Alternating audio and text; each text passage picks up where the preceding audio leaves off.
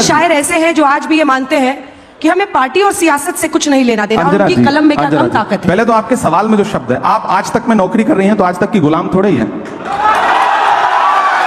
मैं एक पार्टी के साथ काम कर रहा हूं, हम किसी संस्थान के साथ काम करते हैं, संस्थान हमें सम्मान देता है, हम संस्थान की विचारधारा के साथ सहमत होते हैं, तब तक साथ चलते हैं। जिस दिन हमें लगेगा कि संस्थान हमारी विचारधारा से सहमत नहीं है, हमारी शर्तों को नहीं मान रहा है, उस दिन ये हो सकता है मेरा अपना जो उसूल है कि मैं पार्टी तो नहीं बदलूंगा, राजनीति छोड़ दूंगा। हमारी अपनी एक दुनिया है। क्या राजनीति में आना जरूरी हो गया था इमरान? बिल्कुल जरूरी हो गया। बहुत सारे शायर ऐसे हैं जो मानते हैं कि अपनी कलम को आजाद रखना किसी भी एक पार्टी की विचारधारा से उनकी पूरी जिंदगी का लक्ष्य होता है। नहीं, देखिए, आप जिस दौर में जी रहे हैं, इस दौर में अगर आप ये कह रहे हैं कि आप तटस्थ हैं, तो आप सबसे बड़ी सियासत कर रहे हैं। ये बड़ी अच्छी बात कही आप। ये कहना कि मेरा सियासत से कोई लेना देना नहीं है, ये सबसे बड़ी सियासत है। जो भी ये कह रहा है वो सबसे बड़ी सियासत कर रहा है। वो अपने आप को सबका रखना चाहता है, और मेरा अपना मानना है कि या तो इधर खड़े हो जाओ या तो उधर खड़े हो जाओ। अब शायर कितना बचा है और कितना सियासतदान हो गए हैं इमरान प्रतापगढ़ी? पूरा मैं कोशिश कर रहा हूं कि शायर और सियासतदान कितना हो जाए, उससे ज्यादा जरूरी है कि मेरे अंदर का इंसान कितना बचा हुआ है, मैं उसको बचाने की पूरी कोशिश कर रहा हूं।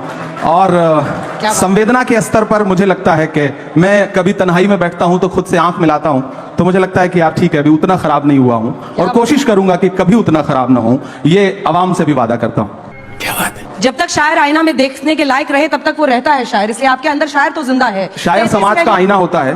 33 रैलियां आपने की है महाराष्ट्र में। हाँ, 33 महाराष्ट्र में 33 प्रेस कॉन्फ्रेंसेस की, रोड शो किए, झारखंड में 11 रैलियां की। झारखंड 13, झारखंड 11 जी। और जाके बोलते कैसे हैं, कनेक्ट कैसे करते हैं लोगों से? मतलब एक शायर वहां खड़ा होता है या पॉलिटिशियन खड़ा होता है, कनेक्ट करना जनता से, ये हुनर क्या है? मैं इसलिए जिंदा हूं कि मैं बोल रहा हूं, दुनिया किसी गूंगे की कहानी नहीं लिखती। लोग मुझे सुनने आते हैं, देखने नहीं। फिल्म स्टार्स आते हैं किसी पॉलिटिकल प्रोग्राम में तो लोग उनको देखने आते हैं, उनके डायलॉग सुनना है उनको। मेरे साथ यह है कि जो आवाम आती है मुझे सुनने, वो लाई हुई भीड़ नहीं होती, आई हुई भीड़ होती है। तो मुझे कनेक्ट करने में कोई दिक्कत नहीं आती, मैं उससे बात करता हूं और उसके मुद्दों पर बात करता हूं, शायरी के लहजे में बात करता हूं, तो उसे अच्छा लगता है, तो मुझे कोई दिक्कत नहीं आती कनेक्ट करने में, मुझे अच्छा लगता है। शब्द आपकी जादूगरी की तरह है और आपने हमेशा इसका इस्तेमाल किया, लेकिन मैंने आपकी बहुत शायरी पढ़ी, मुझे कई बार लगा कि इमरान के अंदर इतना दर्द क्यों है? इमरान के शब्दों में, उनकी लाइनों में दर्द बहुत झलकता है, इसकी वजह क्या है? एक्चुअली जिस दौर में मैं बड़ा हो रहा था, मैं हिंदी साहित्य का विद्यार्थी रहा इलाहाबाद विश्वविद्यालय में, जिस दौर में मैं बड़ा हो रहा था, समाज की घटनाएं मुझ पर प्रभाव डाल रही थी, उस समय सिस्टम एक अलग तरीके से व्यवहार कर रहा था। और खासतौर से मैं जिस समाज से आता हूं, उस समाज के दर्द को ज्यादा जल्दी महसूस करता हूं क्योंकि मैं उसके बीच में रहता हूं। मैंने उस भेदभाव को, उस सिस्टम के जुल्म सितम को करीब से देखा है, और शायर हूं तो जाहिर सी बात है कि दर्द तो है दिल में। कोशिश करता हूं, जुल्म के दौर की तारीख रकम करते हैं, इतना आसान नहीं ये काम जो हम करते हैं, काट देते हैं सदा हाथ हमारे जालिम, और हम फिर उन कटे हाथों को अलम करते हैं। तो हम कोशिश कर रहे थे कि उस दर्द को महसूस करें, और मीडिया जब उस दर्द को, उस जुल्म सितम को अपना हिस्सा नहीं बना रही थी, तो मेरी कोशिश थी कि मेरे पास जो प्लेटफॉर्म है, उस प्लेटफॉर्म का इस्तेमाल उस जुल्म सितम का को गाने के लिए करूं। और मुझे लगता है कि मैं कामयाब रहा बहुत हद तक। बात तो सही है। और मैंने अपनी बात दुनिया के सामने रखी। मत समझना कि मैं गीत गाता रहा, मैं तो जख्मों का मातम मनाता रहा, ये समझ करके जालिम पिघल जाएगा, मैं तरन्नुम में मातम मनाता रहा। तो मैं मातम मनाता था, लोग उसको सुनते थे, पसंद करते थे। क्या बात है। मैं जुल्म पर मातम मना रहा था, लोग सुनते गए, उसको पसंद कर। ये जुल्म हो किस पर रहा है? समाज में हाशिए पर मौजूद हर इंसान पर, वो हिंदू भी है, मुसलमान भी है, सिख भी है, ईसाई भी है, और सिस्टम कर रहा है, इसमें कोई दो राय नहीं, आज भी कर रहा है, और उससे एक बहुत लंबी लड़ाई लड़ने की जरूरत है। और सबसे बड़ी जिम्मेदारी है कलमकारों की। लेकिन आपको जीना भी है, मीडिया तो आपको दिखाएगा नहीं, तो सोशल मीडिया का सहारा भी लेना है। अरे बाप रे, ये तो धोती खोल रहा है। तो ऐसे में हमारे पास माध्यम क्या है? हमें लोगों के पास जाने के लिए एक तो मंच है, दूसरा वो वाला प्रपंच है, तो उससे निपटना ही है। तो आप कैसे पार पा सकते हैं? वो जिसका जिक्र फसाने में था ही नहीं, वो बात इन साहब को बड़ा नागवार गुजरी है। अब बैठे भी हमारे मंच पे है, बताइए, यही सुंदरता है। ये नया भारत है, ये घर में घुस के मारता है। क्या बात है सर, क्या बात है सर। यहाँ पे बैठे हैं, मंच हमारा है, और फिर भी शिकायत कर रहे हैं कि हम इनको दिखाते नहीं। शिकायत नहीं कर रहा हूँ, हम लोगों के बीच में बहुत सामान्य बातचीत हो रही है, तो आपको सामान्य तरीके से ही मैं बात कह रहा हूँ। मैं जब मीडिया की बात करूं तो देखिए, मैं कलम का आदमी हूं, तो जाहिर सी बात है मेरी शिकायत भी अपने परिवार के लोगों से ज्यादा होगी। साहित्यकार हमारी भी तो शिकायत है, आजाद रहते हैं, देते अपनी कलम को। क्या धार थी, अब ऐसा लगता है आप स्वतंत्र पत्रकारिता चलिए शुरू बिल्कुल वही कर रहे हैं, हम लोग वही कर रहे हैं, और इसीलिए आप भी मजबूर होते हैं इस मंच पर आने के लिए। आप भी मजबूर होते हैं क्योंकि आज तक जैसा मंच है नहीं इमरान प्रतापगढ़ी जी, आप भी जानते हैं आज तक जैसा मंच है नहीं। हमारी क्रेडिबिलिटी और सर्वश्रेष्ठता पूरी दुनिया में धमक रखती है, और वो किसी एक व्यक्ति के बोलने से ना तो ऊपर चढ़ती है ना गिरती है। कुछ चीजें स्थायी होती हैं। कभी आप भी आए हैं, आपके कुछ प्रशंसक आगे की कतारों में बैठे हैं, वो भी इसीलिए आए हैं क्योंकि उनको पता है कि यहाँ पर से जो हम वीडियो एडिट कर करके डालेंगे वो वायरल होगा। तू समझा? हाँ जना जी, देखिए तुम्हारी बज़्म के बाहर भी एक दुनिया है। मेरे हुजूर बड़ा जुर्म है ये बेखबरी। आज तक बहुत अच्छा संस्थान है, मैं किसी एक संस्थान को क्रिटिसाइज नहीं कर रहा हूँ। तो बाकियों का बड़ा से मत हम यहाँ अगर आए हैं ना तो आपने हमें बुलाया है, हम तब आए हैं। बिल्कुल हमारे मेहमान हैं आप।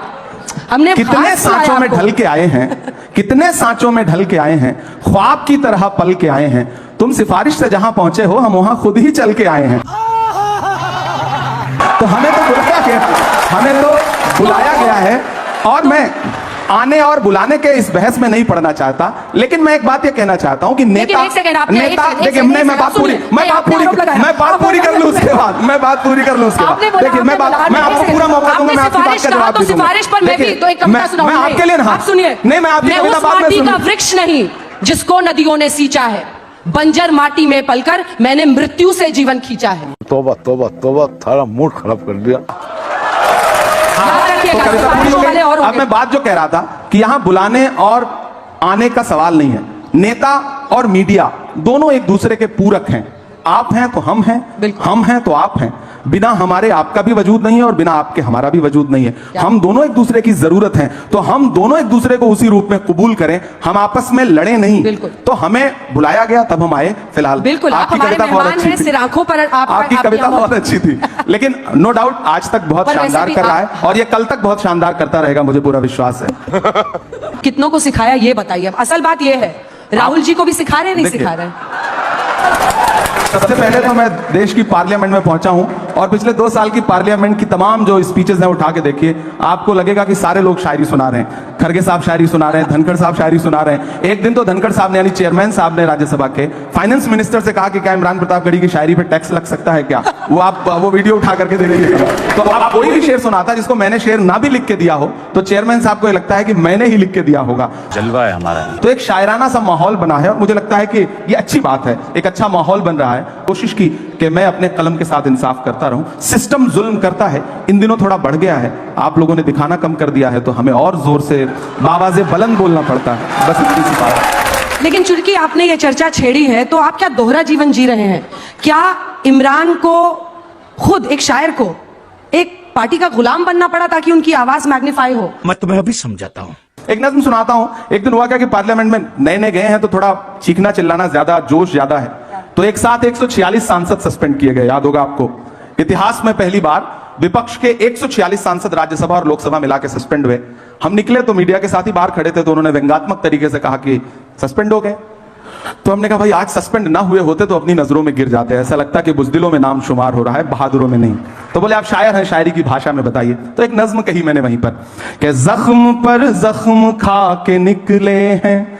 ये संगीत वाले भी जो साथी बैठे हैं मुझे उनका भी साथ मिले कि जख्म पर जख्म खा के निकले हैं, हाँ मगर मुस्कुरा के निकले हैं। सर झुकाने का हुक्म जब आया,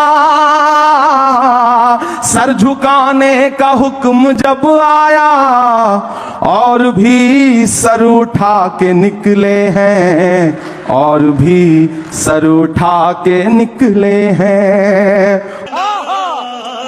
और सस्पेंड होके आए थे तो गुस्सा था, तब ये शेर पढ़ा कि हर सितम का जवाब आएगा, देखना इंकलाब आएगा। कल आ ही गया ना कि हर सितम का जवाब आएगा, देखना इंकलाब आएगा। अच्छे दिन का किए थे जो वादा, उनका दिन भी खराब आएगा, उनका दिन भी खराब आएगा। हम तो निकले हैं मुस्कुराते हुए, हम तो निकले हैं मुस्कुराते हुए, और वो तिल मिला के निकले हैं और भी सर उठा के निकले हैं।